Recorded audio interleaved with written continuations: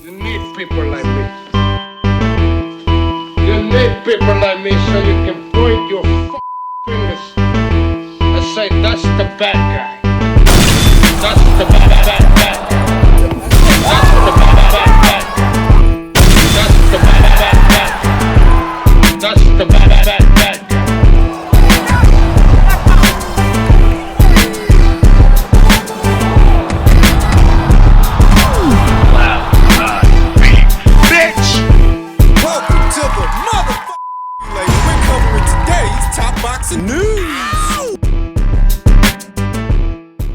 Okay, we'll start with this. MVP continues to buy up all the real estate in the women's game. Having so much of it already, you almost start to wonder, can they actually accommodate this many women boxers, still adding to their existing roster? Predictably, they signed Mayeli Flores, which I felt that they would after her performance against Ellie Scottney in what was a very entertaining fight. They also signed both light flyweight champions, Lourdes Suarez and Evelyn Bermudez. Between the two of them, that's all the belts in the light flyweight division. Lourdes is set to be boxing on the undercard of Stephanie Hahn versus Holly Holm too. She's fighting Yo Castavalle. You then have reigning IBF super flyweight champion Irma Garcia, who would have left an impression on the top brass at MVP, knocking out Emma Doolin the way that she did. It felt like that fight. Whoever wins it gets a contract. Irma Garcia won it. Now Irma Garcia's got a contract. MVP already had at least one champion at super flyweight in their stable in Jasmine Artiga. Now they have two. Now they have Irma Garcia. They signed veteran Brittany Sims. She's also been added to their stable, and more interestingly, they signed unbeaten up-and-comer Iana Verduzco, otherwise known as Right Hook Roxy. You want to pay attention to that one, because Iana, up until this point, had already been signed by 360 Promotions, helmed by Tom Loeffler. The guy who used to promote Gennady Golovkin on HBO and was still doing shows via his 360 Promotions over there on the West Coast. I'm not sure that he's still doing shows now, since he seems to have taken an active role at Zuffa Boxing. His cards used to be shown on UFC Fight Pass, but now that he's taking an active role at Zuffa, I guess he's not doing those cards anymore, and now Iana Verduzco is no longer with him. She fought about 2 or 3 times under the promotional banner, signing to it about a year ago, and I guess that she must have entered free agency some point recently, because she's left 360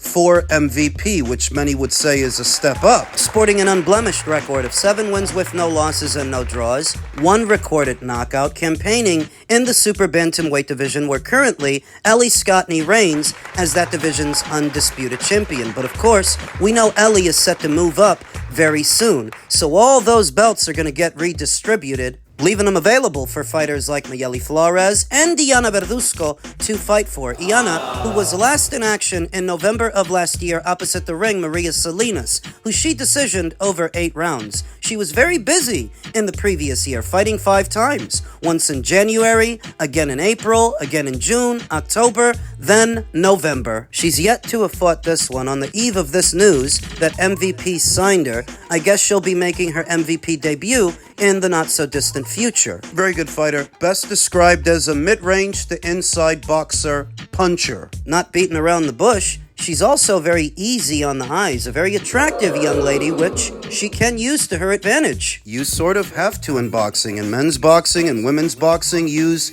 every advantage that you have, every advantage that you can. A part of making it in the sport, inside and outside of the ring, is being an opportunist. So if you can draw people in off your aesthetic, you might as well. Whatever makes you memorable, whatever gets you watched. Iana Verduzco has the physical dimensions to campaign successfully as a super bantamweight, but she could easily campaign at feather, super feather. She's got the size to do it, to fill out and fight at those weights, and I do think that's in her future. Trained by her mother, Coach Gloria, Coach G, who's done a good job with Iana Verduzco. She even used to train Yo Castavalle, did a lot of good work with her. Encompassing the latest string of signings via MVP, who continues to grow their female stable of fighters, all of their Valkyries. It's a lot of women. I just hope that they can accommodate them all, because I'm a fan of MVP. I like what they've been doing. But when you sign this many fighters, this fast, people might start to wonder, can you actually accommodate this many fighters, this many women boxers? We'll see if they can. Elsewhere in the world of boxing, it felt like an uphill battle. Oscar De La Hoya frustrated with Senate hearing on the Muhammad Ali Revival Act. Oscar wasn't feeling the vibe of yesterday's Senate hearing on the Ali Act. Golden Boy promoter Oscar De La Hoya couldn't hide his dismay with how yesterday's Senate hearing on the Ali Act went, with certain interested parties lobbying to do away with it. Okay, stop. Who wrote this article? A guy who goes by the name Will Esco. This is the problem with how boxing is covered in the sport right now. Too many people that are covering it take sides. They're far too partial because they're not doing away with the existing framework. They're just adding to it. It felt like there was already a decision made beforehand, and it felt like an uphill battle, De La Hoya said of the Senate hearing. But I really am optimistic that the Senate will take a look at the bill, dissect it, and maybe put some of our input into the new bill and hopefully clean it up and make it a better bill. Enhance the bill for the betterment of the sport and the betterment of the fighter. Good luck with that. That's why we're here today, to make sure the protection stays with the current Ali Act. The Ali Act protects the fighter 100%, and there's a reason why we haven't changed that bill in the last 26 years. And yet fighters have still been getting screwed, all 26 of those years. Nobody has complained about it. Nobody has said anything about it until Zuffa Boxing comes into the circle and tries to change everything. For a reason. Obviously, we know what those reasons are, but it was very frustrating today. But hopefully we can enhance the bill for the betterment of the boxer. If that was really your aim, you wouldn't have waited until Dana White came into the boxing space with Zuffa to do something about it. How safer can you make the sport where we have everything in place already? They keep on talking about ambulances and they keep talking about life insurance. Well, if you read the fine print, because we got told of a Zuffa contract, if you read the fine print, they do have life insurance in place, but guess who is the beneficiary? Zuffa. How crazy is that? Hey, I got a crazy question, Oscar. What in terms of life insurance does Golden Boy offer its fighters? De La Hoya vowed to continue fighting the good fight on behalf of fighters everywhere and said he would continue to educate boxers who might sign with Zuffa on what they're actually opting into. It was really only Oscar De La Hoya and Nico Ali Walsh at yesterday's hearing. Why weren't more people from the sport there to represent its best interests? Because everybody ain't stupid. Everybody in the industry knows that boxing is pretty bent as it is, and it's been in dire need of reform for many years now. Zuffa doesn't represent a monopoly, simply an alternative. An alternative that a lot of other fighters have already chosen to the existing framework. That's what all the people virtue signaling don't want to talk about. That there are already a lot of fighters that have gone to Zuffa and are singing their praises. They like the arrangement, they like how they're being treated, and they all chose this willingly over the existing framework. Fighters who have already worked with other major promotional outfits like Richardson Hitchens, who was promoted by Mayweather, then Matchroom, Edgar Berlanga, who was promoted by Top Rank, then Matchroom. Conor Benn. We could be here all day naming fighters who were already using the existing framework that then elected to sign to Zuffa, making it all the more bizarre that the virtue signalers are ignoring this. So it was only really Nico Ali Walsh and Oscar De La Hoya at yesterday's hearing. The existing framework didn't have that much representation to defend it. Lending some insights into that matter, Hall of Fame promoter Lou DiBella, who said, "I considered testifying, but elected not to. While my feelings on the bill are clear, my feelings about the old system, old business paradigm, and four-belt, four-rating organizations era are also clear. What presently exists and has existed in recent decades is simply not worth protecting, even if I think this boxing bill guts the original Ali Act." And there you have it. That's why Lou DiBella wasn't there. I'd wager that's why a lot of other boxing luminaries weren't there. If it's as bad as the virtue signalers are making it out to be, then surely more people would have showed up. But more people know the existing framework is pretty bad as it is. All this is an alternative. Which can't be any worse. And they're not threatened by it. The other side of the coin, Eddie Hearn isn't sweating in his knickers over Zuffa Boxing doing Mark Mixayo fights and Callum Walsh fights. Richardson Hitchens. Eddie Hearn knows intimately Richardson Hitchens doesn't sell. I mean, he would know. He used to promote him. And Edgar Berlanga, that's a high-priced piece of shit. Eddie Hearn isn't threatened by Zuffa. Neither is Bob Arum or Todd Duboff. God only knows what Al Heyman is doing, but TGB Promotions, which is just another way of saying PBC Promotions, Tom Brown is not threatened by Zuffa because he's already sent fighters to Zuffa. He's not threatened by the Revival Act because he already lended his support to the Revival Act. If you're wondering why weren't there more boxing luminaries at yesterday's hearing, it's because, simply put, they know the existing framework isn't perfect, so it's not worth protecting, and they're not actually threatened by what's going on. They're not threatened by the Revival Act, and they're not threatened by Zuffa. They're not worried about them. But does that mean Oscar is? Is that why Oscar was there? Maybe in part, maybe. But another part of the reason is he knows what's behind it. He knows who it's for. Dana White. Not just, but that's Oscar's skin in the game. Dana is his arch nemesis, his enemy. He'll do whatever he can to keep taking shots at that guy, to keep him out of the boxing space. Not that he can, but he'll try. What you've seen in regards to the Revival Act is a lot of champagne activism from people who either don't know, don't care, can't be bothered, or have ulterior motives. Oscar has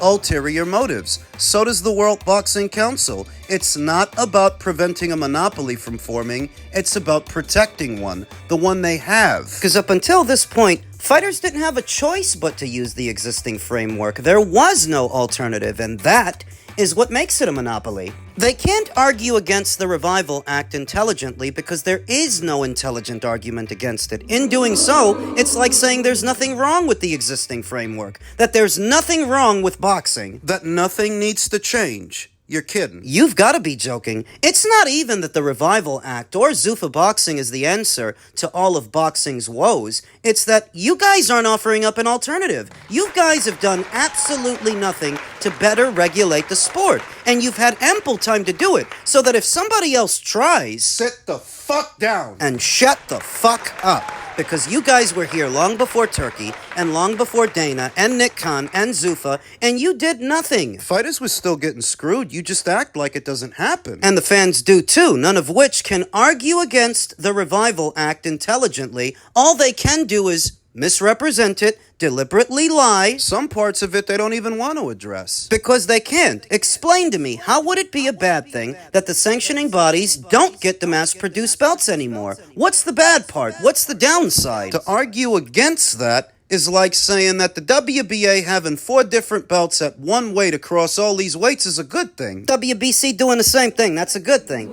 Their chicanery, their abuse of power, that's supposed to be better? And that's why they can't form an intelligent argument against the Revival Act. All they can do is make ominous predictions and misrepresent the bill, but they can't argue intelligently against it. So it's not a coinkydink that Oscar felt it was an uphill battle yesterday.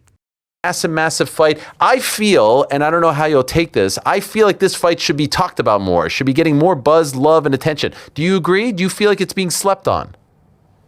Yeah, I think it's a little bit slept on, but I think there's still a lot of people really interested in this fight. You know, I'm very excited for this fight. It's a big opportunity for me. And not only is it a big opportunity, it's my first time fighting on Cinco de Mayo weekend. So everything is, you know, I feel like everything is coming along really good, and I'm just very happy, bro. You know, I've been on weight since like last week. You know, this is like uncharted territory for me. I've never had a training camp where there's been a weight cut. So I'm just very happy, man. I'm very excited. And you know what they say, a happy fighter is a dangerous fighter. So you were rolling at light heavyweight. Ultimately, why did you make the move to move up now? Just because I was first in line to fight Dimitri Bivol for all the undisputed titles. Unfortunately, that didn't happen for some reason. I think Bivol was hurt. You know, he's barely about to have his comeback fight, I think 2 weeks after my fight. So for me, man, I think I've been trying to show that I've been wanting to make the biggest fights happen. You know, I made some big fights happen. Some other big fights haven't happened, not because of me, but because of other people. And I said, instead of just taking a regular, title defense at light heavyweight, let me challenge myself and let me go up and contend for 2 titles. And that's how we landed with this fight with Zurdo Ramirez. Ariel Helwani noticed it too, that not a lot of people are talking about this fight. And while David Benavidez is doing the rounds with the media to promote it, he always ends up talking about someone else. Somebody like Canelo or somebody like Dimitri, maybe a sprinkle of Artur, but not Zurdo, not the guy he's actually fighting. The people interviewing David have very little questions and very little to say about the Zurdo Ramirez fight. Maybe it's because to them, it's a foregone conclusion that David wins. The fight is a formality. So there's not much chatter around it, and Ariel noticed it. I noticed it too. The hope has got to be that enough of those Chicano boxing fans here stateside have an appetite for a boxing match that weekend that maybe they'll buy it. It's a big fucking maybe, because the people that normally buy a boxing match that weekend, they're Canelo fans. I mean, yeah, that's a big weekend for boxing because Canelo is boxing. David's just lucky he doesn't have to compete with him. I think the only reason that he's boxing that weekend is because the event coordinators knew Canelo was going to take that weekend off to recuperate, to recover. They wouldn't want to go head-to-head with him and risk one event being cannibalized by the other. You trying to sell your $84 pay-per-view while Canelo is boxing on Netflix. Gee, at no additional charge. I wonder which event most people would be watching. Well, because Bivol, all my respects to him, and I don't want to make him seem like he's scared or nothing, but he knows what it is when it comes to David Benavidez. He's seen me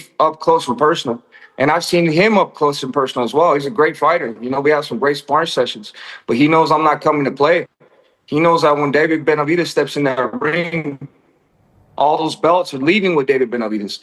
So I think he knew the danger and the severity of this fight. So I feel like that's why he took a tune-up fight first. And, I respect Dimitri Bivol. He's a great fighter, but he's definitely going to have to come see me after this fight. Starts talking about Bivol. Says that the reason that he moved up to face Zurdo at cruiser is because Dimitri wasn't available, even though he's been talking about moving up to fight Zurdo since he arrived in the light heavyweight division. Just one fight into it. In between the Vosdick fight and the Morrell fight, he was already talking about moving up to fight Zurdo. This wasn't sudden. This wasn't spur of the moment. This was planned. And we've been through all that already. So he gets to talking about Dimitri Bivol and the promise of a fight with him because that fight might get more people interested than the one he's about to have, knowing that Dimitri already took Zurdo Ramirez to school, beat him comfortably. And that's the biggest fight of your career. You're hoping that bringing up Dimitri Bivol and the promise of a fight with him will whet the boxing fans' appetite enough that